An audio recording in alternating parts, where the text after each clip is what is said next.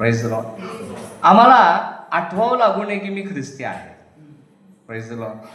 तुमची चाली बोली इतकी सहज असली पाहिजे की तुमच्या बोलण्यातून कोणीतरी कुठंतरी विचारून, जसं आता कांडी माणूस इथं आला, काय रे कधी आलास तू, हे असं बोलतात ना ते. मग ते थोडा वेळ ऐकतात, तुम्ही कर्नाटकमधून आहे का? तसं मला दोघा तिघांनी विचारलं, तुम्ही ख्रिस्ती आहे का? Praise the Lord. तर आपल्या जीवनामध्ये ख्रिस्ती म्हणून आपलं प्रत्येक वागणं बोलणं हे खूप सिम्बॉलिक असतं. तुम्ही येशू ख्रिस्ताचे जिवंत, आपण काय म्हणू त्याला, रिप्रेझेंटेटर आहात. तुमच्या प्रत्येकामधून ख्रिस्त दिसला पाहिजे.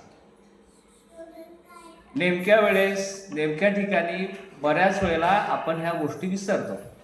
आम्ही ख्रिस्ती आहोत हे दाखवण्याचा आम्ही कबूल करत नाही. आता त्या गोष्टीवर मला बोलायचं नाही, पण मला काय म्हणायचं आहे की तुमच्यातली प्रगल्भता जी ख्रिस्ती म्हणून आहे ती कधी आणि कशी धारण होते. त्यापैकी एक गोष्ट मी तुम्हाला सांगितली मगाशी, जशी सांगितलो तशी, की मी तो खूप काय बोललो कारण मी बघितलेलं आहे. माझ्या या छोट्याशा आयुष्यामध्ये साधारण 2004 मध्ये मी प्रभूमध्ये आलो आणि तदनंतर अनेक मीटिंग मी अटेंड केल्या. प्रत्येक मीटिंगमध्ये एखादा दास, देवाचा दास असतो आणि तो पास्टर असतील, कदाचित ते संदेष्ट असतील, सेवक असतील, ते तयारी करून येतात.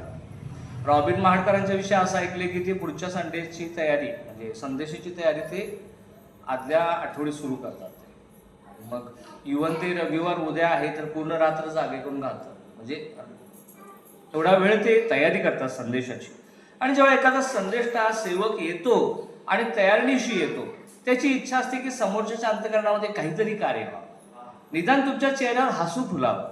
पण बऱ्याच वेळेला मला सगळ्यांच्या मध्ये भाऊ कदम दिसतो, चेहऱ्यावरचे भावच बदलत नाही. आणि मग कधी कधी साक्षात्कार होतो. मी कधी म्हणजे दगडांच्या मूर्त्यांच्या मध्ये तर फिरत नाही ना,